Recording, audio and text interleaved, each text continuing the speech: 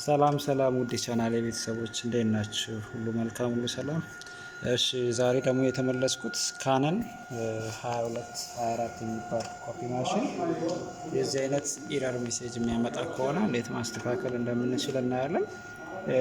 በብዛት ያው አንዳንድ ሰዎች ለጥገና ሰውን ይጠራሉ፣ ግን በጣም ሲምፕል የሆነ ችግር የቶነር ችግር ነው ያጋጠሙ ማለት ነው። አንዳንዴ ቶነሩ ቀለምም እያለው እንትን ሊል ይችላል፣ ግን ዛሬ የገጠመንን ችግር በቀላሉ እንዴት መፍታት እንደምንችል እናያለን ማለት ነው።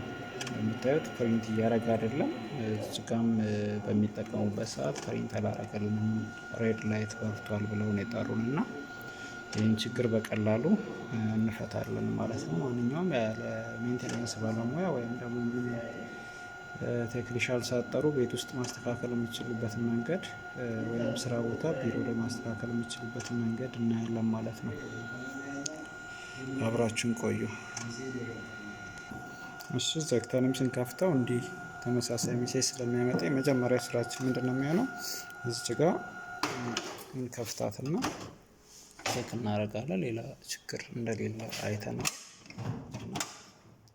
ቀለም ቤታችን ትልቁ ችግር እዚህ ጋር የተከሰተው ቶነር ወይም ቀለማችን በማለቁ ነው። ሌላ አዲስ ቀለም አምጥቶ በማስገባት ማስተካከል ይቻላል። ካልሆነም ደግሞ ቀለሙን ነቅነቅ አድርጎ ወይም የሚሞላ ከሆነ ሪፉል በማድረግ አዲስ ቀለም በማምጣት እችን ችግር በቀላሉ መፍታት እንችላለን። ቀለማችንን ላዩ ላይ ያለችውን ፕላስቲክ በማንሳት ብቻ ትንሽ ነቅነቅ አድርገን ወደ ውስጥ ማስገባት ይቻላል ማለት ነው። እንደምታዩት እሱ ግን የራሱ ነው ቀለሙ።